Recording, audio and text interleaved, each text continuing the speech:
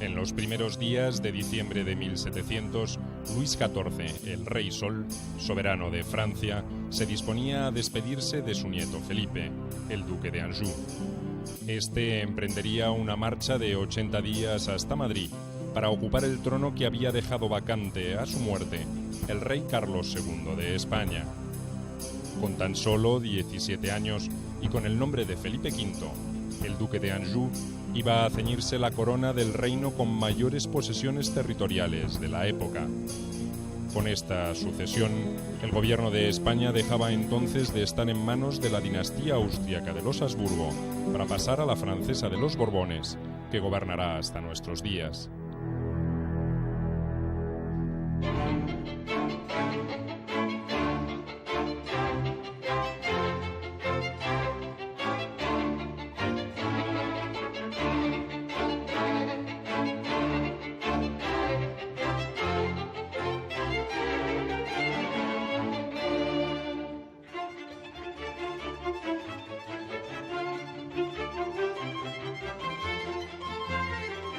Felipe V, archiduque Carlos de Austria.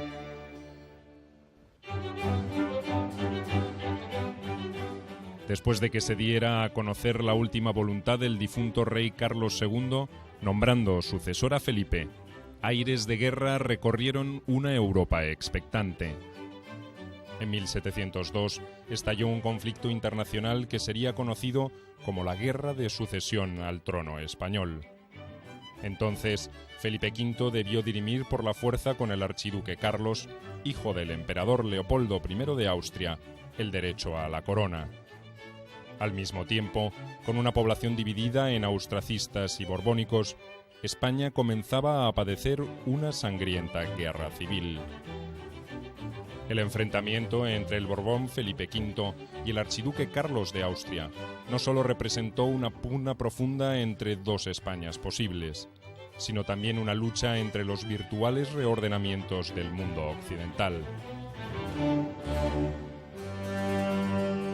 El siglo XVII para España, para la monarquía española, fue un siglo general de decadencia. Y esta decadencia es una decadencia demográfica, económica, social, política. Pero hay algunos campos donde el siglo XVII resistió mejor. Por ejemplo, en el terreno de la cultura, el siglo XVII todavía es el siglo de oro. Calderón muere en 1681, una de las grandes figuras de la literatura española. Los últimos pintores se extinguen también en esta década, Murillo, Valdés Leal, los grandes nombres de la Escuela Sevillana de Pintura, etc.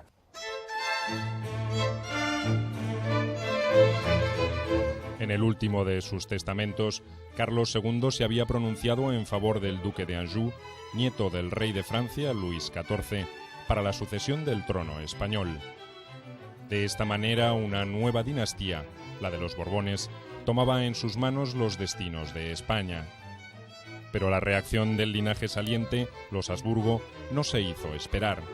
Invocando antiguos derechos, reclamó la corona para el archiduque Carlos, hijo del emperador Leopoldo I de Austria. Por otra parte, una alianza entre Francia y España, en caso de caer esta en manos borbónicas, representaba para las grandes potencias de la época una amenaza para la estabilidad política europea. Pero Carlos II, el último Habsburgo de España, había tomado su decisión según lo previsto en las leyes sucesorias de Castilla.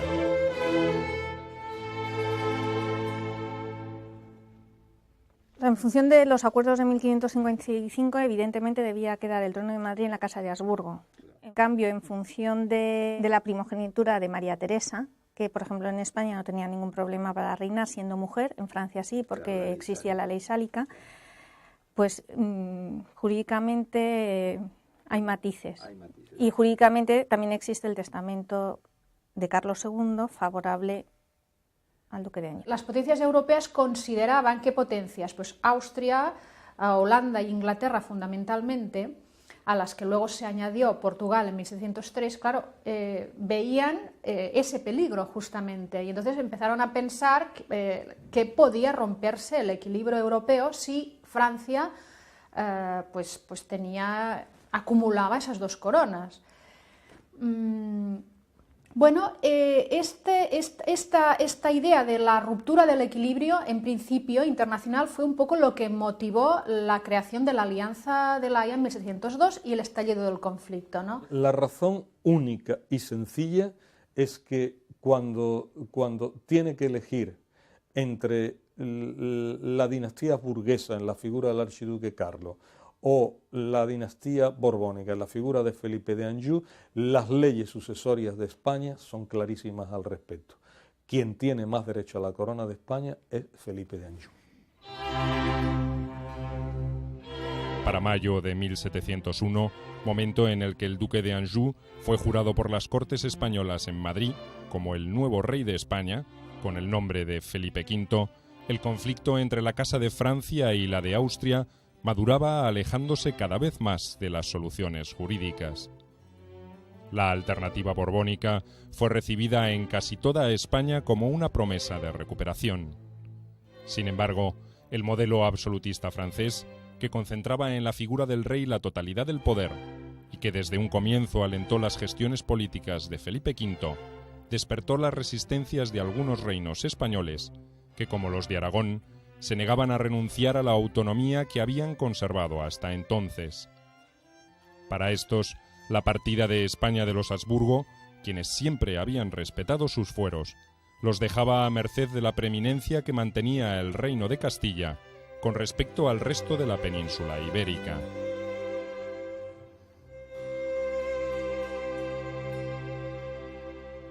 Los españoles sí sabían de la cultura francesa, una cultura de gobierno más centralista, más centralizador, y que otorgaba más poder en las distintas instancias a los reyes.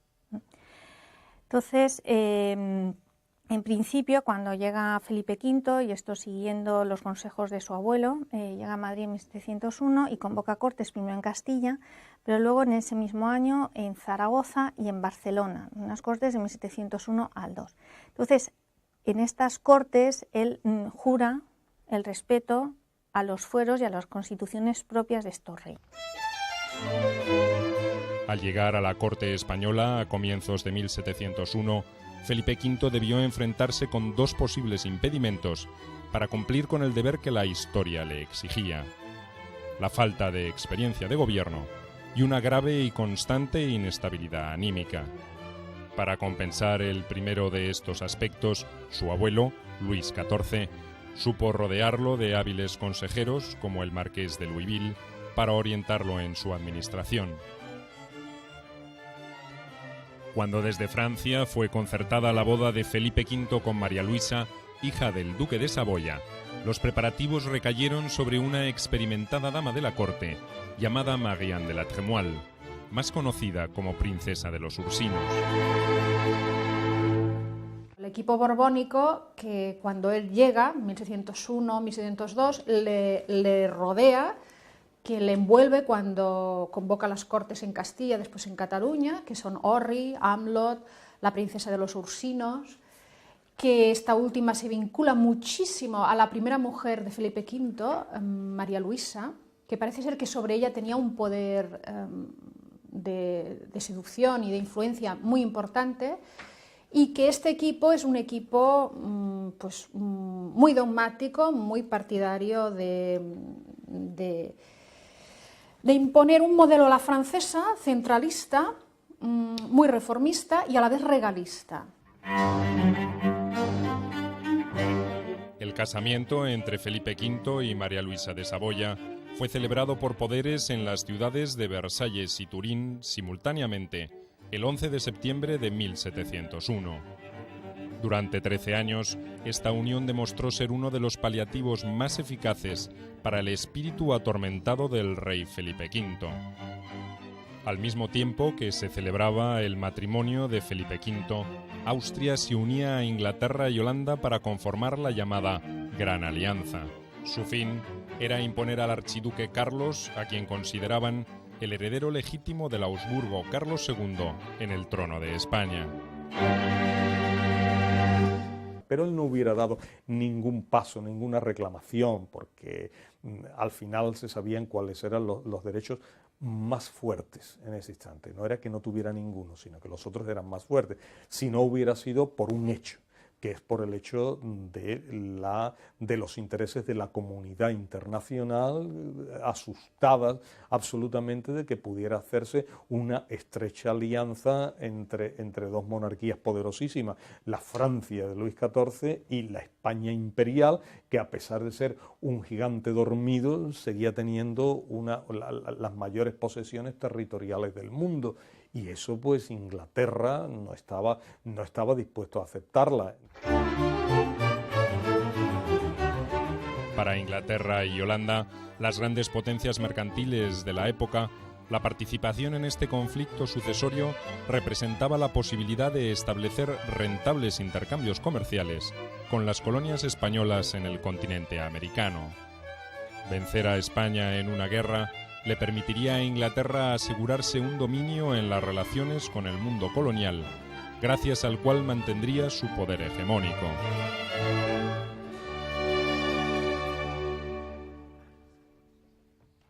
Consigue el apoyo de Austria y forman, pues, lo que se llama la Gran Alianza de la Haya. Esta Gran Alianza de la Haya toman como bandera los derechos del archiduque, esencialmente de un modo cínico, pues para evitar que se forme un gigantesco bloque que pone en peligro su hegemonía. En definitiva, es una cuestión de poderes políticos, de supremacía política. No hay que olvidar que la guerra de sucesión, particularmente con los intereses europeos involucrados en ella, no se entiende sin América.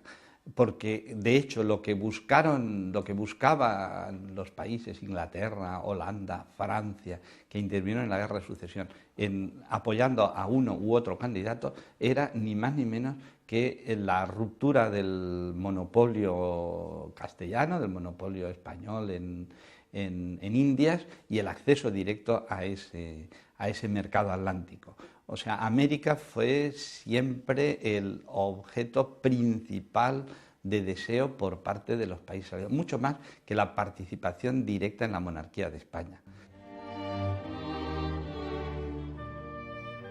Poco después de que Felipe V asumiera el trono español, Luis XIV decidió tomar precauciones para una guerra que parecía inminente. Sabía que la unión política entre Francia y España no sería fácilmente tolerada por Austria y el resto de las potencias europeas. A lo largo de 1701, el rey de Francia dispuso el desplazamiento de sus ejércitos a diversos puntos del continente. La ocupación, entre otras, de la región de Flandes se constituía en una amenaza para Holanda. Además, estableció acuerdos políticos y comerciales contrarios a los intereses de la monarquía inglesa. Las maniobras de Luis XIV no hicieron más que acelerar la conformación de la Gran Alianza en favor del archiduque Carlos de Austria. El archiduque Carlos, por su propia formación política que procede de Viena, y Viena está formada también por una integración de territorios diferentes, con leyes distintas y ordenamientos jurídicos diferentes, en principio garantizaba más la conservación del sistema político de la monarquía hispánica que Felipe V. Entonces, esto queda planteado casi inmediatamente en cuanto estalla el conflicto a nivel interno.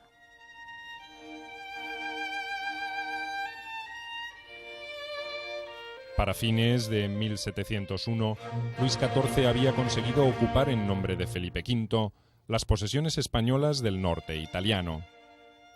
Pero también a Italia había llegado un ejército con la bandera del Imperio austríaco.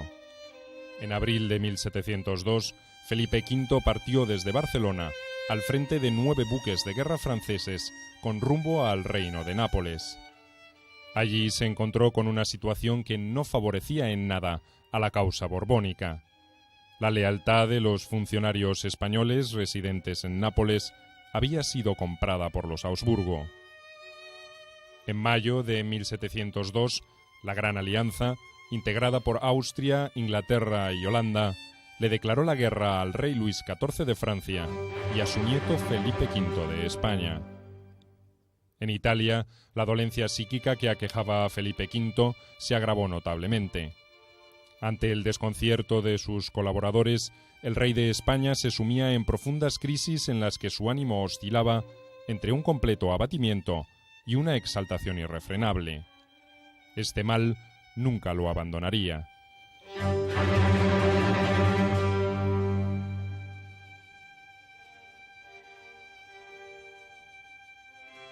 Tras 2 semanas en la ciudad italiana de Milán, Felipe V partió al frente de guerra.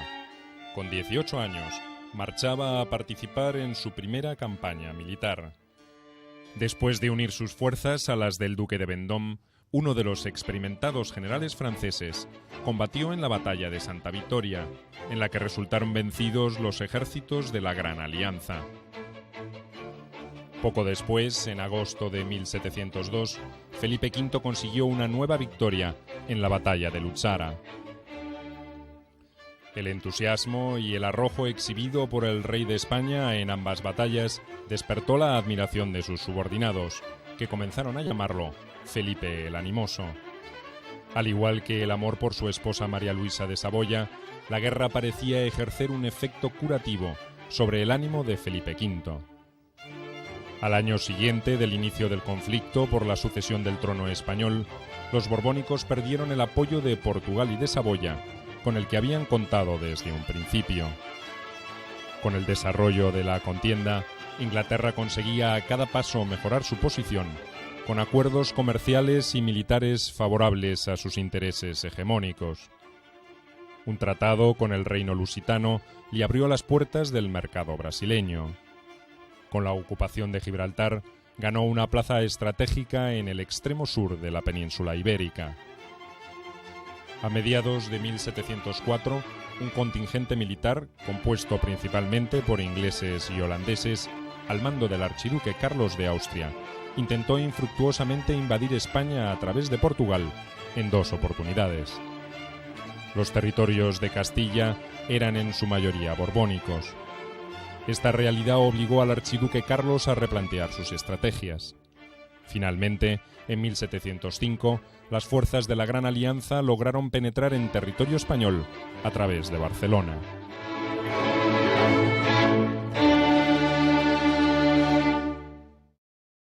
Se crea pues un ambiente de enfrentamiento civil en estos lugares, pero con victoria de los partidarios del archiduque. Por ello, eso hace que la guerra en el interior peninsular sea mucho más larga de lo que podría haber sido una guerra donde en una parte de los estados triunfan los felipistas, que son Castilla y Navarra. Otra parte de los estados donde triunfan los austracistas, que son los 4 estados de la Corona de Aragón, hace que se produzca una división política grave con unas consecuencias militares también graves. Si además estos países están apoyados por unos ejércitos poderosos como es el ejército anglo-austriaco-holandés, pues esto tiene como consecuencia la prolongación de la guerra hasta la victoria final de Felipe V, ¿no?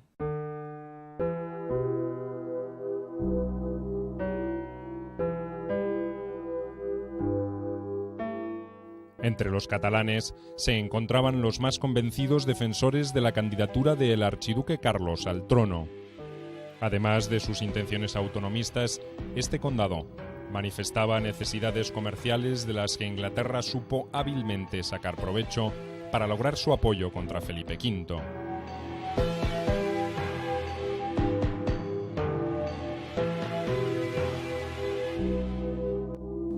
El compromiso de Inglaterra es esa protección hacia Cataluña, a mandar la armada inglesa, la flota inglesa, que por fin llega en verano de 1705 y que efectivamente a finales de verano y especialmente en octubre supone la llegada de la armada el que los borbónicos y el virrey Velasco borbónico pues tengan que marcharse, y se produce de hecho el primer exilio de la guerra, que es el exilio borbónico hacia los otros territorios españoles, ¿no?, de España.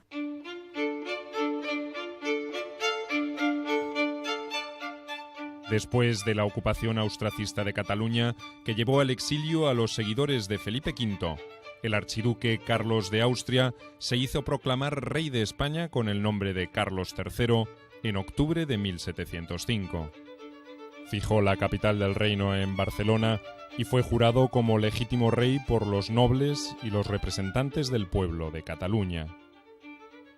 En 1706, mientras Felipe V sitiaba la ciudad de Barcelona con un ejército de 30.000 hombres, las fuerzas del archiduque Carlos se abrían paso hacia Madrid.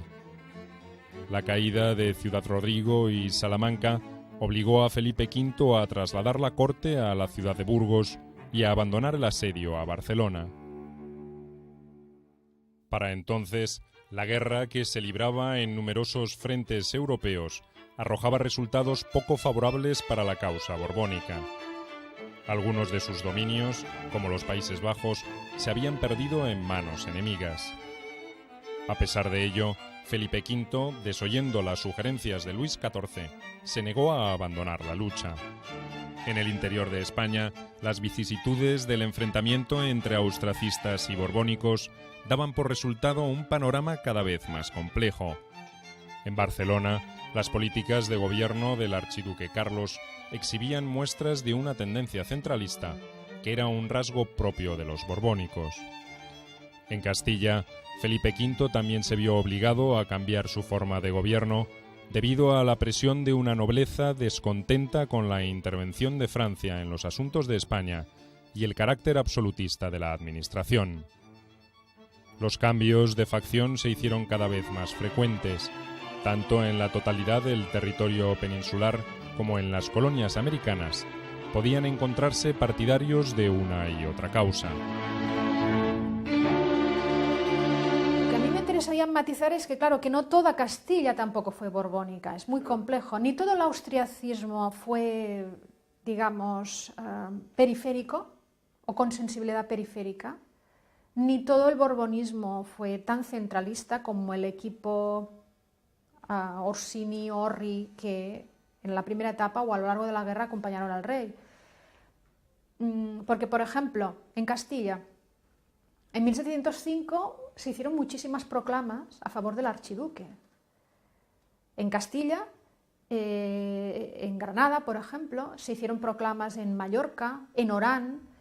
A mí me consta que se hicieron proclamas a favor de Carlos en México, en Venezuela, a mí me consta, lo cual denota que no hay una uniformización borbónica, ¿no? Ni una apuesta masificada al borbonismo, que es mucho más complejo.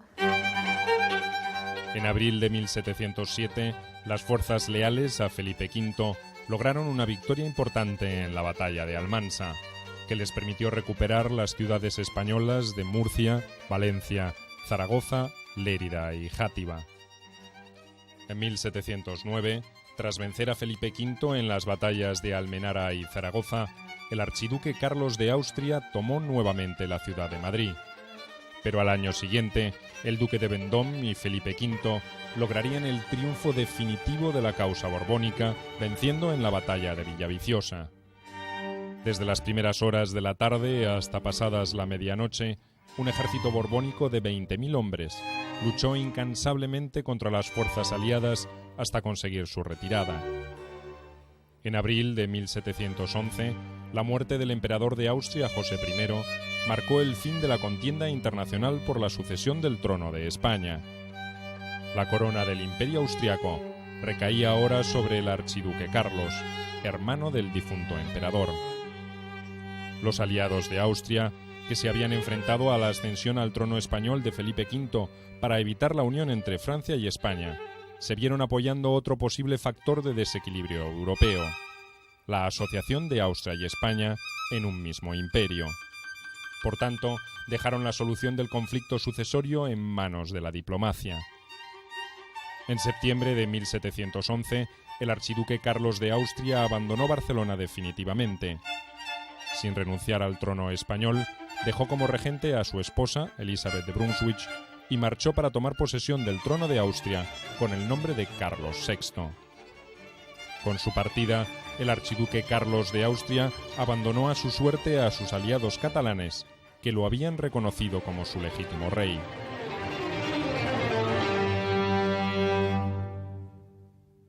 El caso de los catalanes es un caso, efectivamente, de depositar toda su ilusión, toda su confianza en un rey, el archiduque Carlos, al que llamaron incluso Carlos III, y cómo ese rey tiene la oportunidad de ser emperador y sin alternativa ninguna posible deja totalmente en el aire las ilusiones, las expectativas del rey que les tenía que haber garantizado las constituciones, el rey que tenía que haber garantizado la continuidad del modelo político por el que apostaban, que defendían esos catalanes.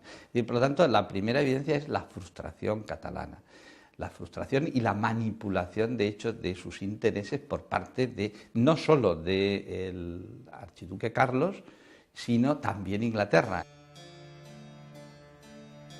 En agosto de 1712 fue declarado el cese de hostilidades entre Inglaterra, Holanda, Portugal, Francia y España. En abril de 1713, la firma del Tratado de Utrecht determinó oficialmente el fin de la Guerra de Sucesión. Por medio de este acuerdo, se reconocía la legitimidad de Felipe V como rey de España.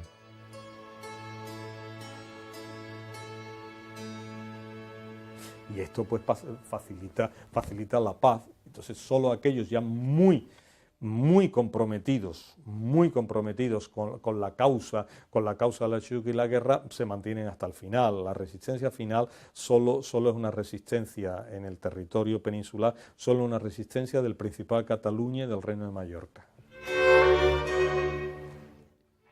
El 11 de septiembre de 1714, tras un encarnizado enfrentamiento, Felipe V recuperó finalmente la ciudad de Barcelona.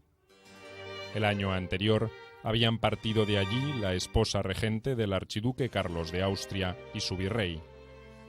Cataluña era para entonces el último bastión de la resistencia austracista de la península.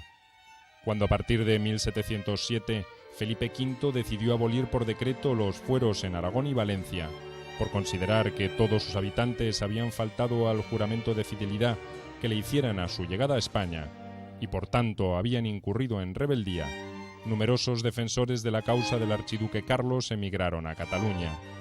Allí continuaron oponiéndose al reinado de Felipe V. Corroboro la idea de intereses dinásticos, pero políticos también. Sí, porque evidentemente desde 1707, por ejemplo, cuando Felipe V consigue suprimir los fueros valencianos, en 1711, cuando Felipe V consigue suprimir los fueros de Aragón. Es tan importante este momento porque, claro, ¿qué hacen los austriacistas? ¿Qué hacen los foralistas? Muchos vienen a Cataluña. Cataluña, sí, se sigue defendiendo la causa constitucionalista y austriacista, pero con un soporte del resto de territorios de la Corona de Aragón muy importante, que la hace más beligerante si cabe. Y que aquí quizá ya el tema dinástico persiste, pero que con más fuerza que nunca el tema constitucionalista yo creo que va creciendo.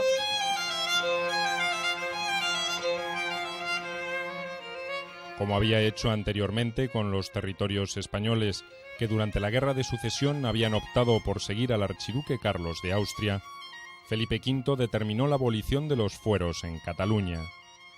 Por medio del Real Decreto de Nueva Planta, los catalanes perdían las instituciones y la autonomía que habían tenido hasta entonces. Quedaba así establecido un nuevo ordenamiento político y jurídico acorde con los proyectos centralistas borbónicos. Fue instituida la legislación castellana y se prohibió el uso del catalán en la administración de justicia. De esta manera, Felipe V lograba implantar la política centralista borbónica en la totalidad del reino. Cataluña, sin embargo, mantendría vivas sus aspiraciones autonomistas durante mucho tiempo. En Castilla estas heridas se cerraron muy rápidamente, en Navarra no las hubo. en Valencia y en Aragón se cerraron también con rapidez. Yo diría que incluso en Mallorca, no en Cataluña. En Cataluña las heridas continuaron abiertas. Nunca pudo superar el estigma de su mala imagen ante los ciudadanos de la Corona de Aragón y en particular, sobre todo, de los catalanes. Ha sido el rey maldito para los catalanes. Todavía existe una tradición en Cataluña muy negativa, muy hostil hacia la figura de Felipe V. Y por otra parte, él, y eso también no deja de ser irónico, él fue el rey de España que más de una vez, en particular sobre todo en 1724, no quería ser rey. El rey de España que no quería ser rey de España. En 1724 llegó a dimitir como rey, dejó a su hijo Luis I como su sucesor y solo circunstancias fortuitas como fue a la muerte al año siguiente de su hijo Luis I, lo que le obligó a Felipe a retornar a ser rey de España. Después de la firma del Tratado de Utrecht, el gobierno de Felipe V se dispuso a recomponer las relaciones con la Iglesia romana, con la que había roto durante la Guerra de Sucesión. Pues durante el conflicto, el Vaticano se había alineado con la Gran Alianza que defendía los derechos del archiduque Carlos de Austria. En las gestiones para establecer un acercamiento entre España y el papado, tuvieron una importante actuación los colaboradores de Felipe V, el abate Julio Alberoni y el hábil político Melchor de Macanaz. En Utrecht, España tuvo que firmar cláusulas tremendamente desfavorables, como la renuncia a Nápoles, Cerdeña, Milán, Sicilia, los Países Bajos del Sur, numerosas plazas y ciudades, las cesiones de Gibraltar y Menorca y numerosos privilegios comerciales en América. En 1718, Felipe se vio nuevamente enfrentado al archiduque Carlos, ahora emperador, cuando intentó recuperar la isla de Sicilia. Fue obligado a pactar con Austria en 1720. Pocos años después, en 1729, los antiguos enemigos se aliaron contra Inglaterra. Felipe V buscaba así recobrar Gibraltar, que se encontraba en manos inglesas desde 1704. Pero finalmente fracasó. Tras la muerte del emperador Carlos VI en 1740, Felipe V participó en el conflicto sucesorio austríaco. Ambos destinos parecían encontrarse inevitablemente entrelazados. Esto fue una consecuencia clara de esa dimensión interna del conflicto sucesorio.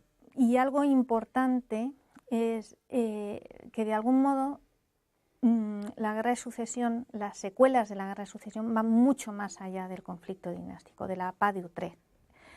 En las paces de Utrecht-Rasta no hubo acuerdo entre los dos principales rivales, Felipe V y archiduque Carlos, que ya en este momento era emperador, Carlos VI, y esto hizo que se prolongaran las consecuencias de la guerra también a nivel civil, a nivel interno, al menos hasta la paz de Viena de 1725, pero yo me atrevería a decir que esas consecuencias, esas secuelas se mantuvieron mientras reinaron ambos monarcas, hasta 1740, que fallece Carlos VI. Después de la guerra de sucesión, la monarquía borbónica pues pierde los antiguos territorios en Europa y Felipe V, no conforme con esa segregación de la monarquía, pues llevará a cabo lo que se conoce como el revisionismo mediterráneo de recuperación de esos territorios. Hasta su muerte en 1746, Felipe V debió enfrentarse con la estela de rebeldía que las pretensiones del archiduque Carlos de Austria habían dejado a su paso por la península ibérica. Desde el exterior del reino, todos aquellos que ansiaban un regreso a la España de los Habsburgo mantenían con vida sus sueños conspirativos contra la monarquía borbónica. Uno de los fenómenos fundamentales que sostuvieron la resistencia a los Borbones fue el exilio austracista. Durante y después del conflicto, salieron de España casi 50.000 partidarios del archiduque que se establecieron en Italia y en Viena. No solo fueron catalanes, sino también muchos aragoneses y castellanos que vieron confiscados sus bienes. En cuanto a Carlos, pues recibe de algún modo pues la herencia propia de los Habsburgo, fue también un gran mecenas, una gran sensibilidad artística que unió a su constante reivindicación de la herencia española, y en su época pues fue la de mayor esplendor del arte barroco en Viena, ¿no? Y sí que existen ciertos paralelismos en ambas personalidades, pues también le gustaba la caza y era un gran amante de la música. De hecho, convirtió a Barcelona en la primera ciudad que se representó con regularidad la ópera italiana. Siempre tuvo muy clara esa referencia o ese deseo por haber heredado la monarquía española. A comienzos del siglo XVIII, la opción por una España borbónica o austracista llevó a la luz un profundo dilema histórico. Felipe V y su rival, el archiduque Carlos de Austria, fueron quienes debieron dirimirlo, más allá de los límites impuestos por sus propias voluntades. El uno fue un emperador que hubiera querido ser rey de España y que no pudo ser, y Felipe V fue rey de España, ganó la guerra y, sin embargo, sobre todo por una serie de problemas depresivos, psicopatológicos tremendos que tuvo a lo largo de toda su vida, más de una vez estuvo tentado de dejar la corona en otras manos, en un caso concreto, ya digo, en manos de su hijo, pero arrastró siempre una depresión por la cual se puede decir que él gobernó muy poco, gobernó efectivamente muy poco, estuvo siempre en manos de sus mujeres y de una serie de ministros que fueron los que tuvieron realmente un protagonismo político durante su reinado. Esta es la gran paradoja, la gran contradicción de estas dos personalidades. Los reinados de Felipe V y el archiduque Carlos pudieron medirse por décadas. 45 años duró el de Felipe V en España y 30 el de Carlos VI en el Imperio Austríaco.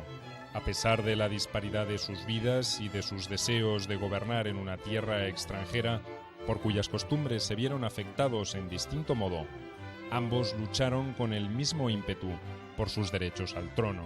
Tanto Felipe V como el archiduque Carlos de Austria dejaron una huella imborrable en la historia y en la cultura de España.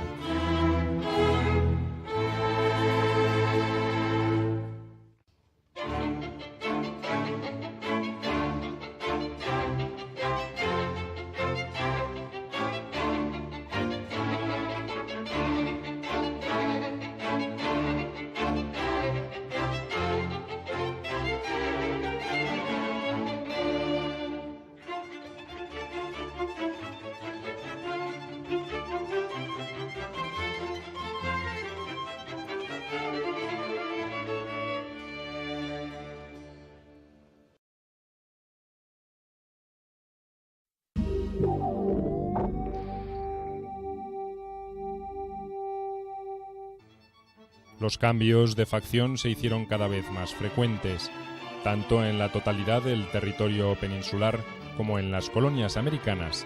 Podían encontrarse partidarios de una y otra causa. Lo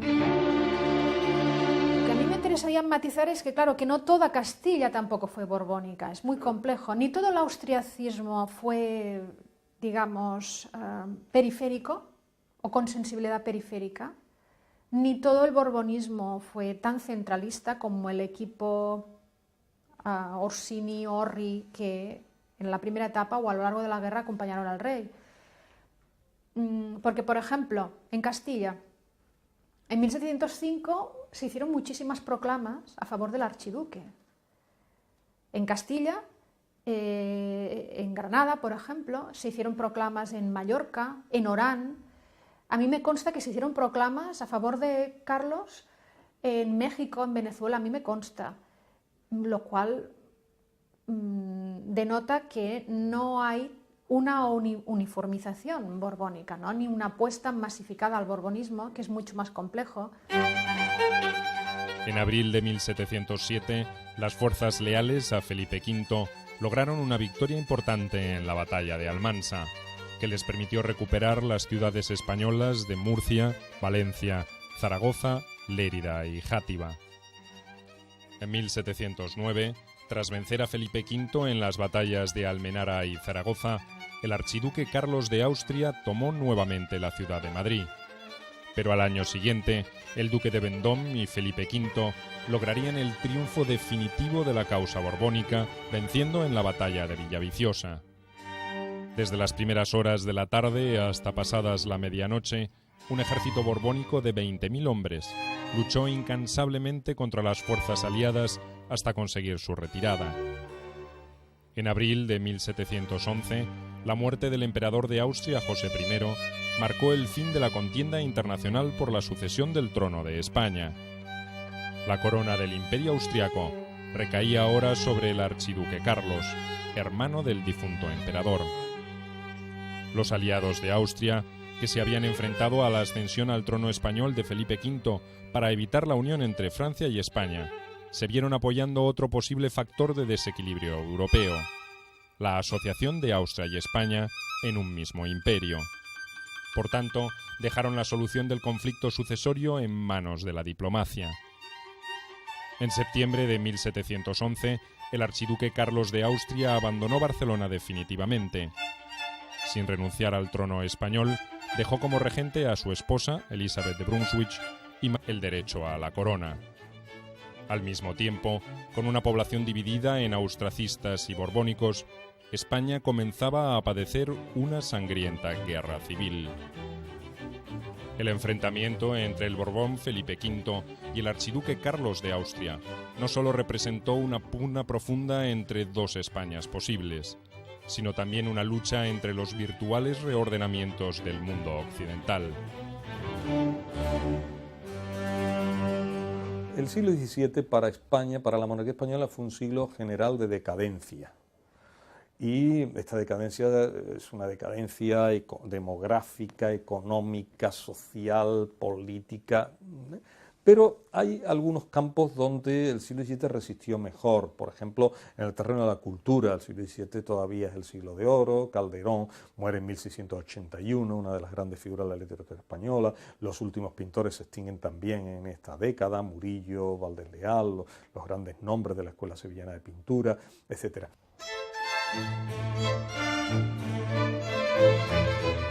En el último de sus testamentos, Carlos II se había pronunciado en favor del duque de Anjou, nieto del rey de Francia, Luis XIV, para la sucesión del trono español. De esta manera, una nueva dinastía, la de los Borbones, tomaba en sus manos los destinos de España. Pero la reacción del linaje saliente, los Habsburgo, no se hizo esperar. Invocando antiguos derechos, reclamó la corona para el archiduque Carlos, hijo del emperador Leopoldo I de Austria. Por otra parte, una alianza entre Francia y España, en caso de caer esta en manos borbónicas, representaba para las grandes potencias de la época una amenaza para la estabilidad política europea. Pero Carlos II, el último Habsburgo de España, había tomado su decisión según lo previsto en las leyes sucesorias de Castilla.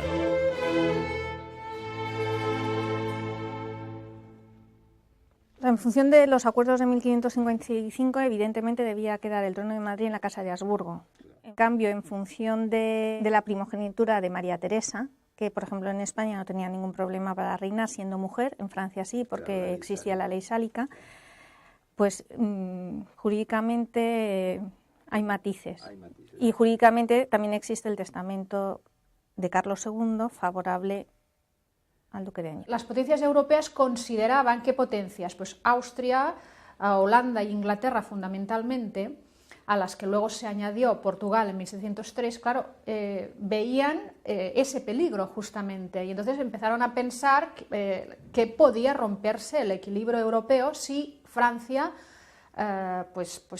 jurídicamente hay matices.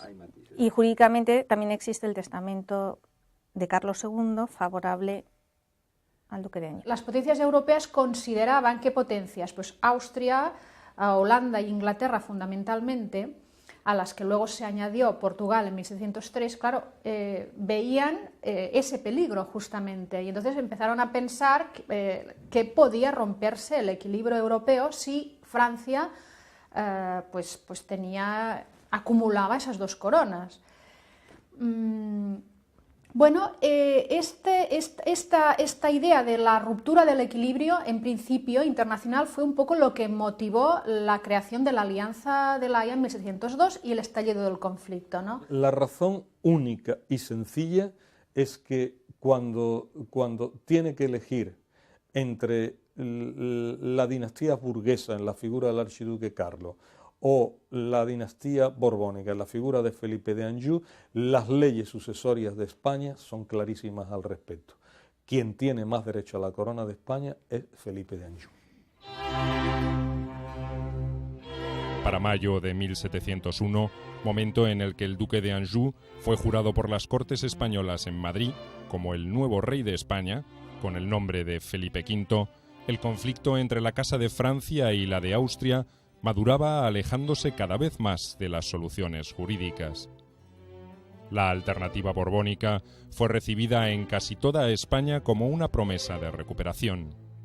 Sin embargo, el modelo absolutista francés, que concentraba en la figura del rey la totalidad del poder y que desde un comienzo alentó las gestiones políticas de Felipe V, despertó las resistencias de algunos reinos españoles que, como los de Aragón, se negaban a renunciar a la autonomía que habían conservado hasta entonces.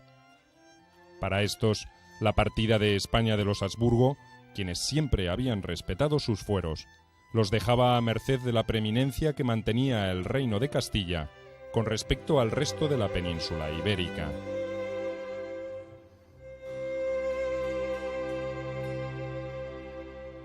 Los españoles sí sabían de la cultura francesa, una cultura de gobierno más centralista, más centralizador, y que otorgaba más poder en las distintas instancias a los reyes. Entonces, en principio, cuando llega Felipe V, y esto siguiendo los consejos de su abuelo, llega a Madrid en 1701 y convoca cortes primero en Castilla, pero luego en ese mismo año en Zaragoza y en Barcelona, unas cortes de 1701 al 2. Entonces, en estas cortes él jura el respeto a los fueros y a los consites. En principio garantizaba más la conservación del sistema político de la monarquía hispánica que Felipe V.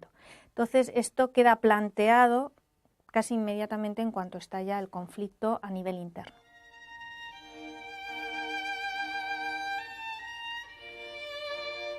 Para fines de 1701, Luis XIV había conseguido ocupar en nombre de Felipe V las posesiones españolas del norte italiano.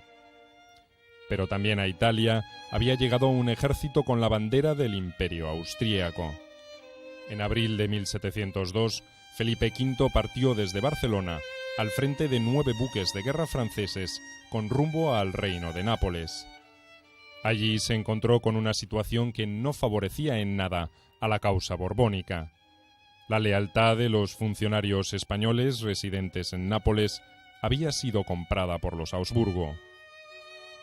En mayo de 1702, la Gran Alianza, integrada por Austria, Inglaterra y Holanda, le declaró la guerra al rey Luis XIV de Francia y a su nieto Felipe V de España.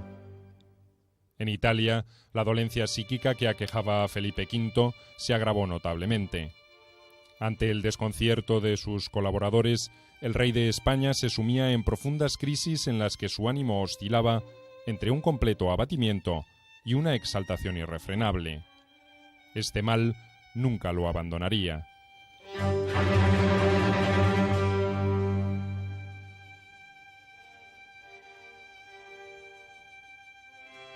Tras 2 semanas en la ciudad italiana de Milán, Felipe V partió al frente de guerra. Con 18 años, marchaba a participar en su primera campaña militar. Después de unir sus fuerzas a las del duque de Vendôme, uno de los experimentados generales franceses, combatió en la batalla de Santa Victoria, en la que resultaron vencidos los ejércitos de la Gran Alianza. Poco después, en agosto de 1702, Felipe V consiguió una nueva victoria en la batalla de Luzzara. El entusiasmo y el arrojo exhibido por el rey de España en ambas batallas despertó la admiración de sus subordinados, que comenzaron a llamarlo Felipe el Animoso. Al igual que el amor por su esposa María Luisa de Saboya, la guerra parecía ejercer un efecto curativo sobre el ánimo de Felipe V.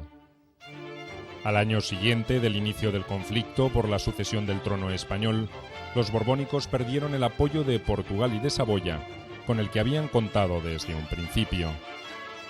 Con el desarrollo de la contienda, Inglaterra conseguía a cada paso mejorar su posición, con acuerdos comerciales y militares en el aire las ilusiones, las expectativas del rey que les tenía que haber garantizado las constituciones, el rey que tenía que haber garantizado la continuidad del modelo político por el que apostaban, que defendían esos catalanes.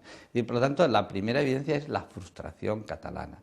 La frustración y la manipulación, de hecho, de sus intereses por parte de no solo del archiduque Carlos, sino también Inglaterra.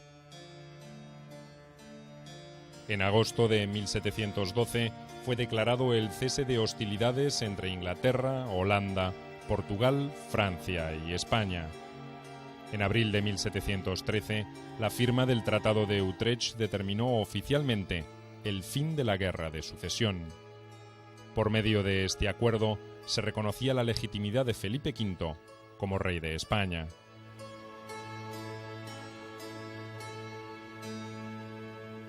Y esto pues facilita la paz. Entonces solo aquellos ya muy comprometidos con la causa del archiduque y la guerra se mantienen hasta el final. La resistencia final solo es una resistencia en el territorio peninsular, solo una resistencia del Principado de Cataluña y del Reino de Mallorca.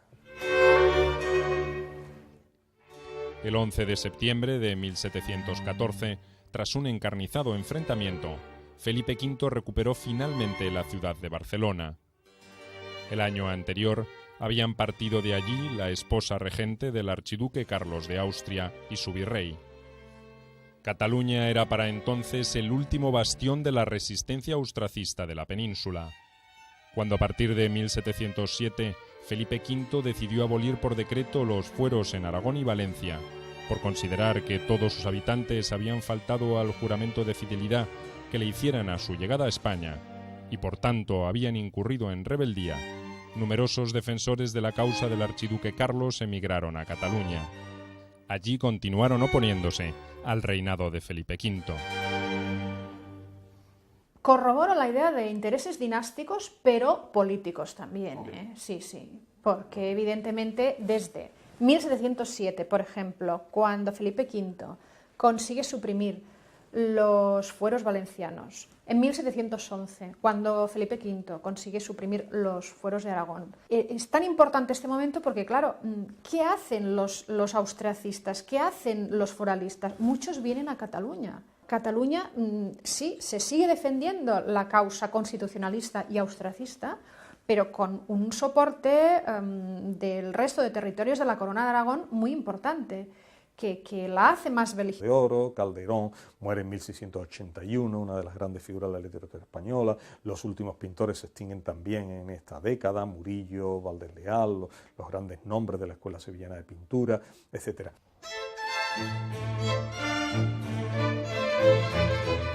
En el último de sus testamentos, Carlos II se había pronunciado en favor del duque de Anjou, nieto del rey de Francia, Luis XIV, para la sucesión del trono español.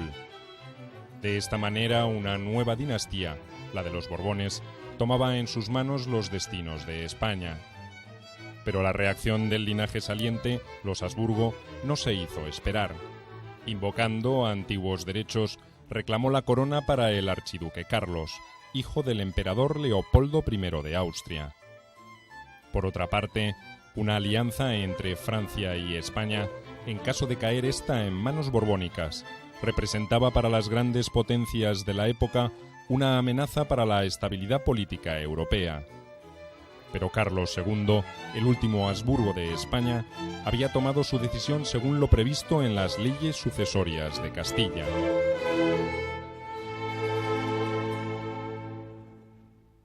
En función de los acuerdos de 1555, evidentemente debía quedar el trono de Madrid en la Casa de Habsburgo. En cambio, en función de la primogenitura de María Teresa, que por ejemplo en España no tenía ningún problema para reinar siendo mujer, en Francia sí, porque existía la ley sálica, pues jurídicamente hay matices. Y jurídicamente también existe el testamento de Carlos II favorable al duque de Anjou. Las potencias europeas consideraban que potencias, pues Austria, Holanda e Inglaterra fundamentalmente, a las que luego se añadió Portugal en 1703, claro, veían ese peligro justamente, y entonces empezaron a pensar que podía romperse el equilibrio europeo si Francia pues acumulaba esas dos coronas. Bueno, esta idea de la ruptura del equilibrio, en principio, internacional, fue un poco lo que motivó la creación de la Alianza de La Haya en 1702 y el estallido del conflicto, ¿no? La razón única y sencilla es que cuando tiene que elegir entre la dinastía burguesa en la figura del archiduque Carlos o la dinastía borbónica en la figura de Felipe de Anjou, las leyes sucesorias de España son clarísimas al respecto. Quien tiene más derecho a la corona de España es Felipe de Anjou. Para mayo de 1701, momento en el que el duque de Anjou fue jurado por las Cortes españolas en Madrid como el nuevo rey de España, con el rey de España que no quería ser rey de España. En 1724 llegó a dimitir como rey, dejó a su hijo Luis I como su sucesor y solo circunstancias fortuitas como fue a la muerte al año siguiente de su hijo Luis I, lo que le obligó a Felipe a retornar a ser rey de España. Después de la firma del Tratado de Utrecht, el gobierno de Felipe V se dispuso a recomponer las relaciones con la Iglesia romana, con la que había roto durante la Guerra de Sucesión. Pues durante el conflicto, el Vaticano se había alineado con la Gran Alianza, que defendía los derechos del archiduque Carlos de Austria. En las gestiones para establecer un acercamiento entre España y el papado, tuvieron una importante actuación los colaboradores de Felipe V, el abate Julio Alberoni y el hábil político Melchor de Macanaz. En Utrecht, España tuvo que firmar cláusulas tremendamente desfavorables, como la renuncia a Nápoles, Cerdeña, Milán, Sicilia, los Países Bajos del Sur, numerosas plazas y ciudades, las cesiones de Gibraltar y Menorca y numerosos privilegios comerciales en América. En 1718, Felipe se vio nuevamente enfrentado al archiduque Carlos, ahora emperador, cuando intentó recuperar la isla de Sicilia. Fue obligado a pactar con Austria en 1720. Pocos años después, en 1729, los antiguos enemigos se aliaron contra Inglaterra. Felipe V buscaba así recobrar Gibraltar, que se encontraba en manos inglesas desde 1704. Pero finalmente fracasó. Tras la muerte del emperador Carlos VI en 1740, Felipe V participó en el conflicto sucesorio austríaco. Ambos destinos parecían encontrarse inevitablemente entrelazados. Esto fue una consecuencia clara de esa dimensión interna del conflicto sucesorio. Y algo importante es que de algún modo la guerra de sucesión, las secuelas de la guerra de sucesión van mucho más allá del conflicto dinástico, de la paz de Utrecht. En las paces de Utrecht-Rasta no hubo acuerdo entre los dos principales rivales, Felipe V y archiduque Carlos, que ya en este momento era emperador, Carlos VI, y esto hizo que se prolongaran las consecuencias de la guerra también a nivel civil, a nivel interno, al menos hasta la paz de Viena de 1725, pero yo me atrevería a decir que esas consecuencias, esas secuelas se mantuvieron mientras... El conflicto entre la Casa de Francia y la de Austria maduraba alejándose cada vez más de las soluciones jurídicas. La alternativa borbónica fue recibida en casi toda España como una promesa de recuperación. Sin embargo, el modelo absolutista francés, que concentraba en la figura del rey la totalidad del poder, y que desde un comienzo alentó las gestiones políticas de Felipe V, despertó las resistencias de algunos reinos españoles que, como los de Aragón, se negaban a renunciar a la autonomía que habían conservado hasta entonces. Para estos, la partida de España de los Habsburgo, quienes siempre habían respetado sus fueros, los dejaba a merced de la preeminencia que mantenía el Reino de Castilla con respecto al resto de la península ibérica.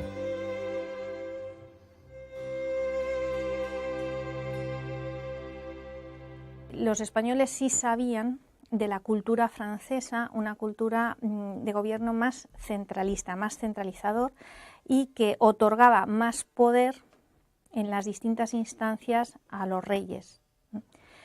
Entonces, en principio, cuando llega Felipe V, y esto siguiendo los consejos de su abuelo, llega a Madrid en 1701 y convoca cortes primero en Castilla, pero luego en ese mismo año en Zaragoza y en Barcelona, unas cortes de 1701 al 2. Entonces, en estas cortes él jura el respeto a los fueros y a las constituciones propias de estos reyes. Al llegar a la corte española a comienzos de 1701, Felipe V debió enfrentarse con dos posibles impedimentos para cumplir con el deber que la historia le exigía: la falta de experiencia de gobierno y una grave y constante inestabilidad anímica. Para compensar el primero de estos aspectos, su abuelo, Luis XIV, supo rodearlo de hábiles consejeros como el marqués de Louisville para orientarlo en su administración. Cuando desde Francia fue concertada la boda de Felipe V con María Luisa, hija del duque de Saboya, los preparativos recayeron sobre una experimentada dama de la corte, llamada Marianne de la Trémoille, más conocida como princesa de los Ursinos. El equipo borbónico, que cuando él llega, 1601, 1702, le rodea, que le envuelve cuando convoca las cortes en Castilla, después en Cataluña, que son Orri, Amlot, la princesa de los Ursinos, que esta última se vincula muchísimo a la primera mujer de Felipe V, María Luisa, que parece ser que sobre ella tenía un poder de seducción y de influencia muy importante, y que este equipo es un equipo España de los Habsburgo, quienes siempre habían respetado sus fueros, los dejaba a merced de la preeminencia que mantenía el Reino de Castilla con respecto al resto de la península ibérica.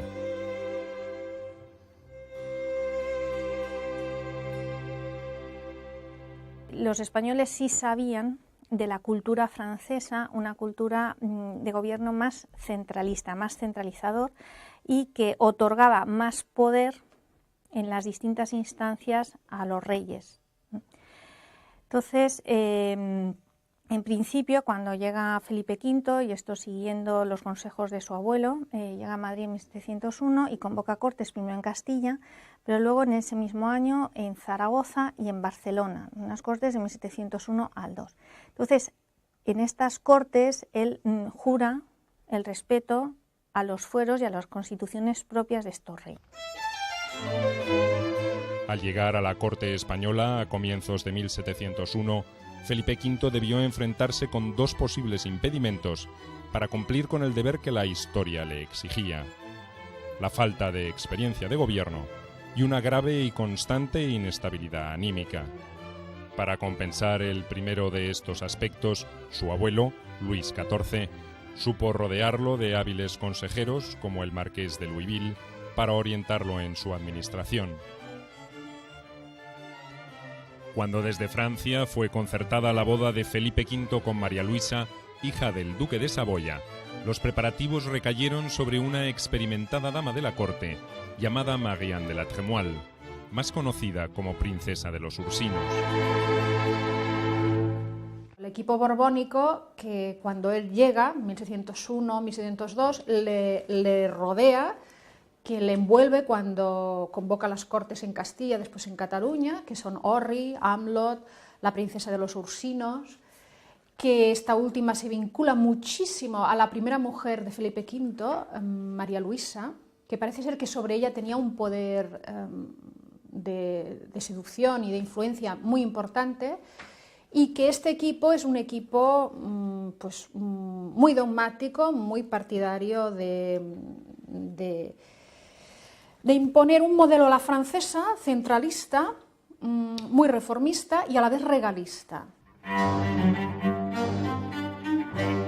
El casamiento entre Felipe V y María Luisa de Saboya fue celebrado por poderes en las ciudades de Versalles y Turín simultáneamente, el 11 de septiembre de 1701. Durante 13 años, esta unión demostró ser uno de los paliativos más eficaces para el espíritu atormentado del rey Felipe V. Al mismo tiempo,